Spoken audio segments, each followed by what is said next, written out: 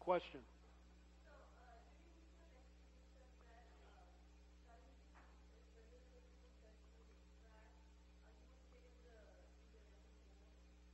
Do I save the what?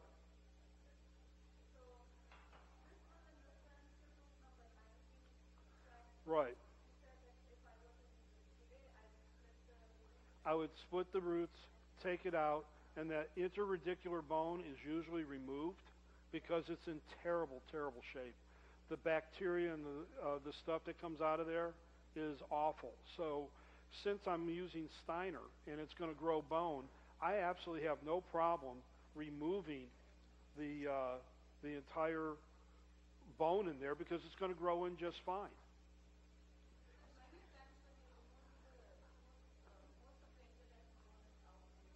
Yeah, most of it's gone. Um, what I'm going to do in the future is I'll get some x-rays in there. I call it the ladder of death.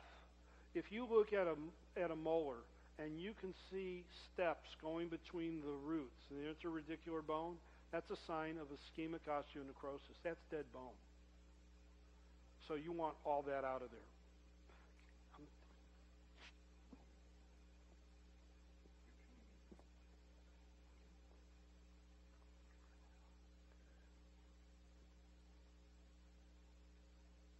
You hang on to it. It's okay. They're going to ask you a question. All right. Now don't come in here and not ask a question. That's not going to be fair. Yes. Do you want her to have the mic with statements? How do you? Yeah, because they're recording. And without, repeating the question or whatever, got to make. Yeah, we can do it that way. You can do that in the audience. Hello. Thank you. So I just started working for Dr. Willock in Chapel Hill, North Carolina. I've been in general dentistry for about 12, 13 years. So he's the first doctor I've worked for, a biological dentist, and so all of this is new to me.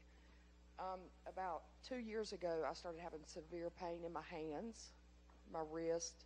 Thought I had arthritis. Went to the doctor. They tested me for rheumatoid arthritis. Everything came back fine. And so I've just been treating it with Advil, Tylenol. And the pain would be worse in the mornings, and I would think, why is my pain so severe in the mornings after I've been asleep resting all night?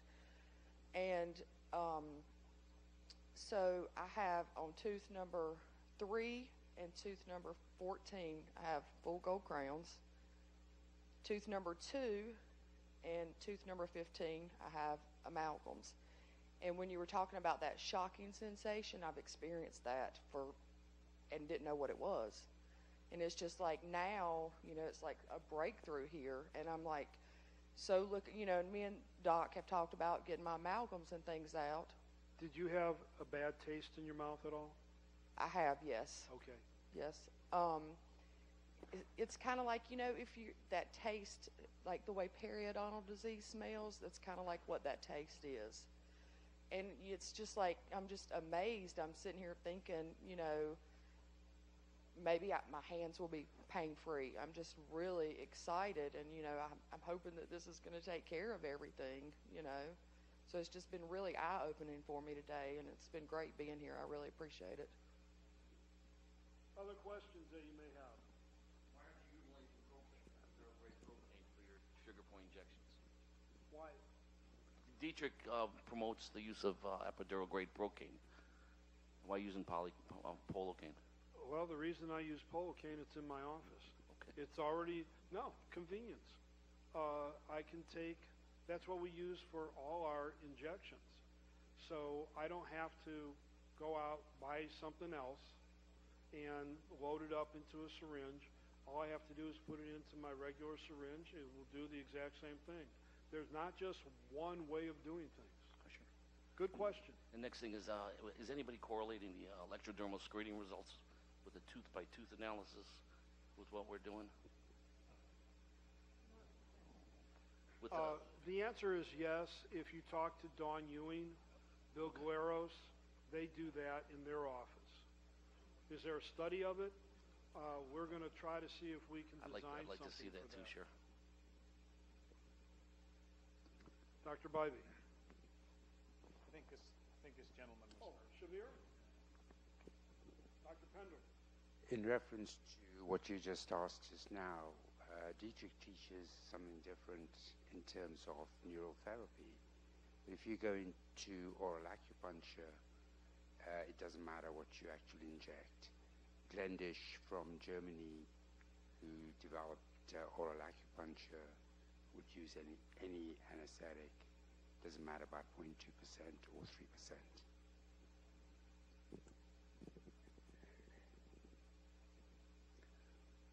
Dr. Margolis, I thought you heard you say they had a patient that was difficult in opening. She was like at 30, and you did some trigger point injections in the retromolar pad area. I couldn't really see where those were. What did you do? Because I had a patient that we did surgery on, removed all of her teeth from perio, severe perio, advanced, and she's now in some, she has some zirconium oxide implants, and she just can now not open. It's hard to get her dentures in on those pegs. So I'm just wondering what you did and how I might check that out. Okay. First, I palpated to see on the outside of the mouth what was going on. Was it a masseter muscle causing this problem, or was it the intra-pterygoid muscles, medial or lateral? So I would take my glove finger and go inside up against the upper retromolar pad and then on the lower, feeling the pterygoid muscle and then palpating the masseter.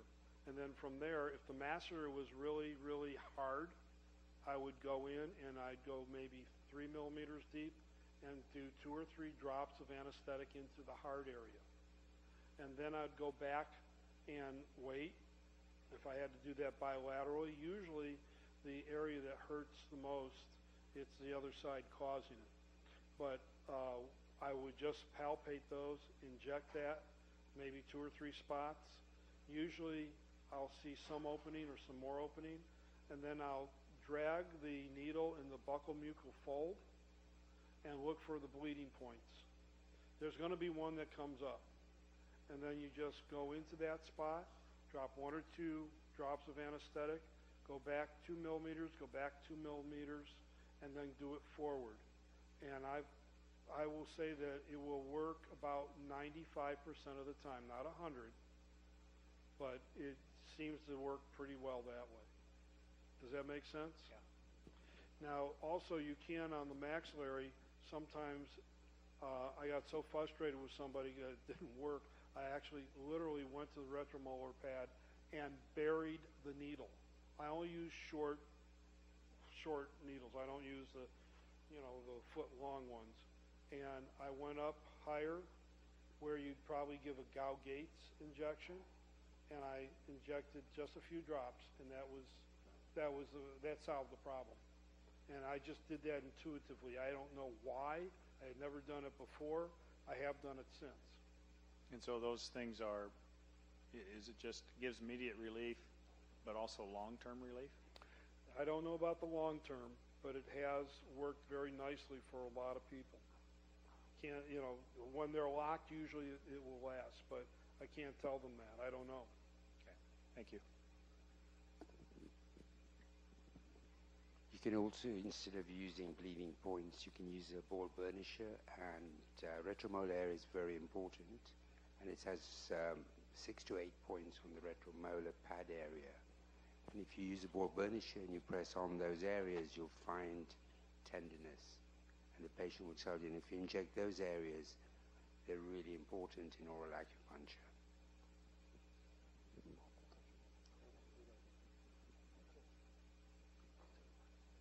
Oh, come on, there's got to be some questions about fluoride.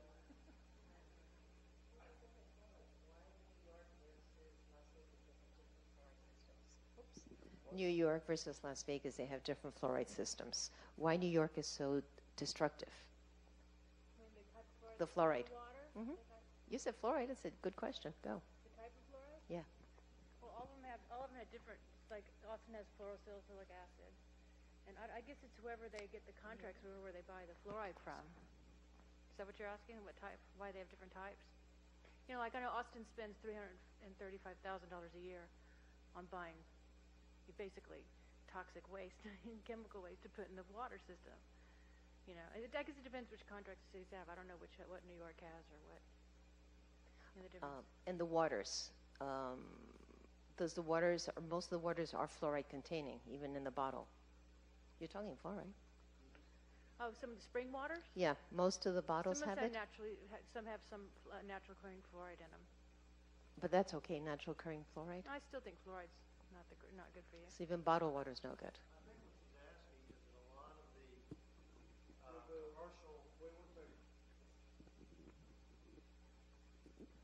I think what she's alluding to is a lot of the commercially available bottled water now comes from filtered municipal water. Oh. And yes, it is Yeah. fluoridated or has some semblance of toxic Oh, juice the in there. drinking water? Right. So Drinking you water. do need to be careful on that regard. Is that what you were asking about? Yes, that's Yeah. a good point. Oh, here you go. And some of the spring waters have natural fluoride in them too. So in that case, what do we do with our water coming in from the system? How do we take the fluoride out of Filter that it. one? So you can do RO. You can do filters that have an extra fluoride filter, piggyback filter. Mhm. Just want to make sure that they're classified and they get the majority of the filter out, the fluoride out of the water. You'll also find chlorine is released while you're taking showers, and there are some filters that you can add to your shower head that will prevent. Yeah. Omeka makes a great one. I was going to mention that. Omeka, and you don't lose any shower head space, and it also has the water comes out vortex out of your shower. It makes for a nice shower. I have a question. I was poisoned in 2001, and now I've turned 65, and it seems like to me that this tooth that's right beside the front upper tooth is coming underneath the upper tooth, and the tooth seems to be protruding. Could I have metal braces after being poisoned, and would those plastic things work? And are there any holistic orthodontists? Well, that's what's that? You're asking a very specific question for yourself, and that really is beyond a scope of a lecture. But you're going to have nickel titanium in the wires, and they generally aren't very good for you, but they work very well in doing ortho. I used to do ortho. I don't do it anymore. But the first thing I stated to the parents was, this is not the best materials to put in your child's mouth, but it's the only ones that are going to move them around because there's memory to it. Invisalign or shoot-offs of Invisalign generally are pretty good if it can work. It depends if they're tilting teeth or moving teeth. They're doing more with it. So you'd have to go to a practitioner who does that. Martha? Okay, so I'm going to answer that. So first of all, you should definitely pay attention to Dr. Singh, who's speaking tomorrow. He's going to talk about, this is what I do, craniofacial expansion. Looking at you, the zygomatics are flat, your nose is small, and then you have a pannus under here, so your airway is compromised. So what's happening with your teeth is orthopedically your bone is still shrinking. Your neck is shrinking, your posture is shrinking. So DNA is one of the devices. They're orthopedic. They're opening up the bone, creating more room for the teeth to develop. Even though it's past the cause, meaning past the age of 12, you're still developing the effect of an airway. So you're an airway that you're going to provide more room. And your gene, the epigene, still is available that you're not going to express it. So pay attention to Dr. Singh. And I teach with him also. So that's a good question. Because if you don't have enough air, oxygen, it doesn't really matter all the other materials, all the other things. It's how your body detoxes, and oxygen is primary, just like sunshine. Thank you. This is what I was talking about. You don't have to be a lecturer to learn something. We come to this, when we were in Carmel, we were working on each other on different modalities in hotel rooms. We called it hotel doctoring, and it really worked. We had devices of biomodulators, acupuncture machines, craniosacral adjustments, things that we don't do here because people say we're weird. But in our private hotel rooms, there'll be one or two people that will come up to me and ask me to use an arthostem if I can adjust them and things like that. So this is where you get bonding and relationships with people. Dr. Seward, question for you. When do you direct the healthcare practitioner to do a DMSA challenge or a DMPS challenge? Or do you do that with the class 3 patients? No, I don't direct the doctor because, sorry, I have some very nicely trained physicians, and those tests are usually done prior to them even coming to see me. They'll come to me cleared. And if they are not cleared, then I just refer them back to those docs. But you could ask for that to be done in your community if there's somebody who you know will do it. Because one of the problems is if you don't have a challenge, mercury is solid in your body. And if you don't use EPTA, DMSO, or something to challenge it, you're going to get a negative. So at an ADA meeting, they were taking doctors and testing them and say, see, you don't have any mercury in your system. You're fine. Well, they didn't do the test right. Of course you're going to be fine. Dr. Roberts, you have a question. Yeah, I was talking up on my sunshine, which you have in abundance in this country. So sorry if I'm asking a question that's already been answered. But when you have the caring parent who perhaps also gives the child too much refined sugars, maybe in the form of raisins, so they're 5 and 6 years old, and they're coming in with decay, obviously we don't want to put amalgam in, you're not going to get composites to stick. What's the position of everyone on the use of glass ionomers? Because you've got to do something, and it's always a difficult question as to what can you use on those kids, and even in adults as well, as an interim. Say that. I'm using composites, and I have not lost a filling yet. In the children. Yes. Okay. I do too. I'll use the glass ionomer if it's something really deep in an adult or something where I can't really get a good composite in there, but very rarely. It does. Yeah, glass ionomers do release fluoride. That's why I don't use them in my office. But I'll use a flow product of the composite first after I use a one step. The biggest problem with kids is that they move a lot. My grandson needed 4 little tiny fillings. I brought an anesthesiologist in and let them knock them out, and then we did it. Did the thing in about 3 minutes, and that was it. It seems a little extreme, but I'll tell you something, it worked. He doesn't remember anything other than the waking up and having a new stuffed animal in his arms, and he was happy. So start looking at your community, see if there are any anesthesiologists that will come in. The biggest problem I see in our community today is overtreatment by pedodontists.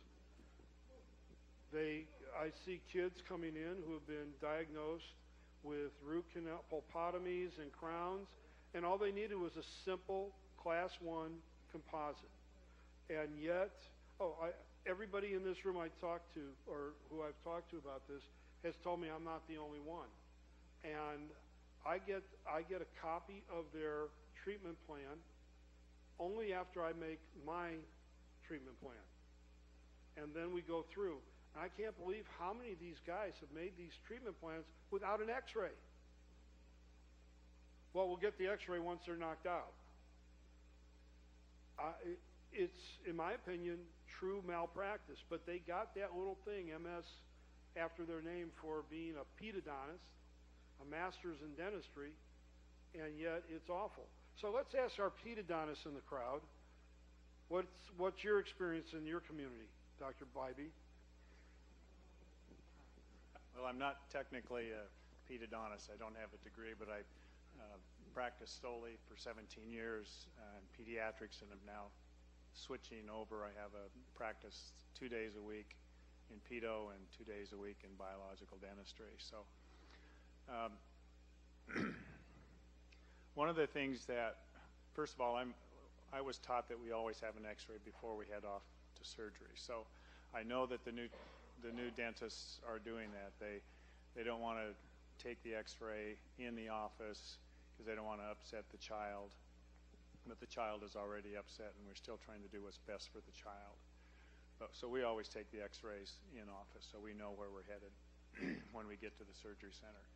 What we look at, or what at least I look at, is that when I have a child that comes in with a lot of decay, they're 18 months old, 2 years old, less than 4, I don't want to have to go back, and I don't want to take the child back 6 months later. So we over-treatment plan. If there's any etching going on, then that surface is also going to be done. They're under general anesthesia because I don't sedate in the office. I don't think it's safe. So I'm looking for something to get them from these baby teeth to permanent teeth. And you don't want to go back. You don't want multiple offending. You don't want to go back 6 months later. It just doesn't make sense to do that. So those are some of the things that I look at when we're treatment planning. Glass ionomer, I know it has fluoride, but pediatric dentists also work in the Medicaid world much more than you do. So if I'm in an adult practice and I do an occlusal restoration, I get $147 in Idaho. If I do that on a Medicaid child, I get $37.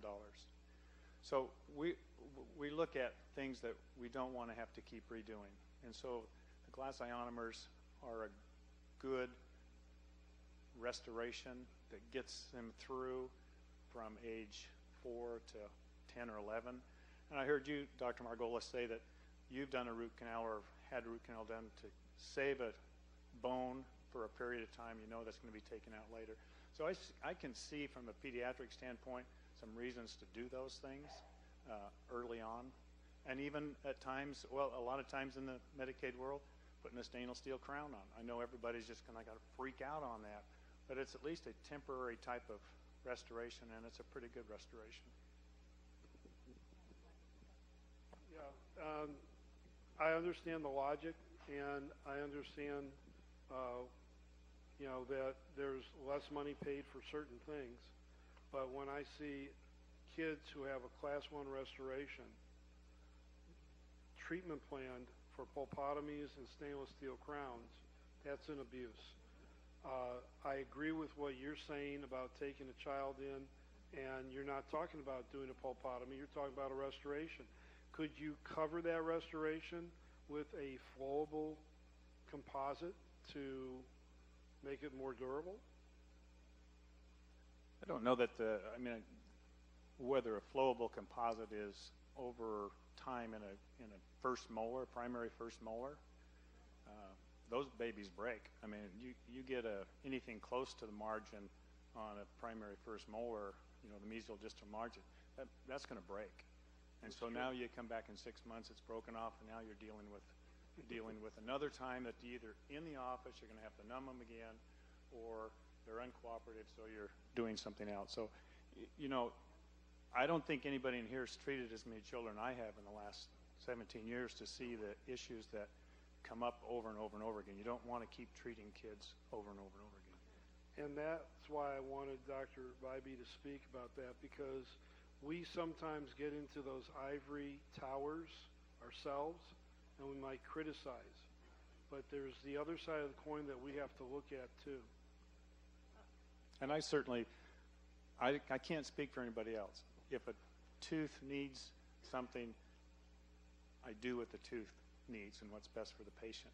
If other guys are out there over-treatment planning, I can't speak to that at all. Well, I see a lot of kids, and I do a lot of microdermabrasion and rinse them really, really well. And the kids think that's pretty cool usually because they're getting blasted. And put a composite on top of it. Yeah, but we rinse them real well. Have them spit, but they don't have to be numbed, and it gets taken care of early on. And how many children do you see that come in at age 2 years old that have blown out from A to T? I've worked on 2-year-olds. A to T. A to T. They're all blown out. Every single one of them. Yeah, well then that's a different option. Yeah. Yeah.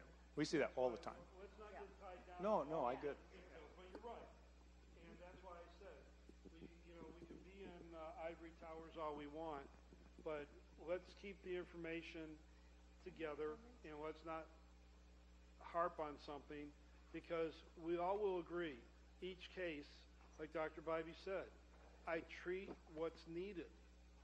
And this is the problem that I'm seeing with welfare children are not getting what my grandson and other children are getting who people can afford to pay for things. So I just say that the level of care should be equal to all kids. Can that's all. my apology? But you still have to ask why they're having all those lesions. That's acidosis. Is there enough oxygen? Are they sleeping well? Are they having aneurysms at night? Are they bedwetting? So then you really should be treating, even if you have to go and partially touch the adenoids, open up that airway, because they wouldn't have all that decay. That is a serious sign. And their brain is going. If it's a boy, their brain is going. The girls at least can save the little brain because of the estrogen. Yeah, and we're also got a problem of a 2-year-old. So you're 100% correct. It's just being practical.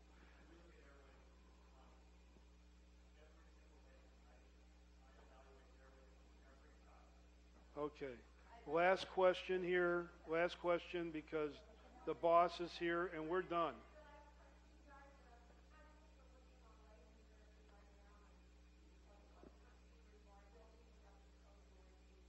We're done. We got one question to go.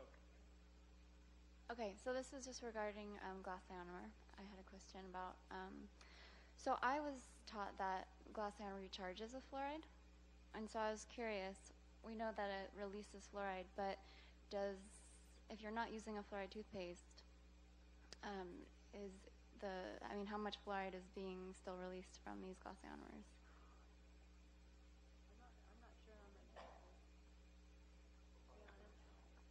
I don't think any of us know, but then you go back to the logic of, well, how much mercury is coming out? Mm-hmm. And unfortunately, our food supply is just packed solid with fluoride. I mean, they're using this stuff as fertilizer to grow our plants. So any little amount that I can avoid putting in a child, I'm going to do.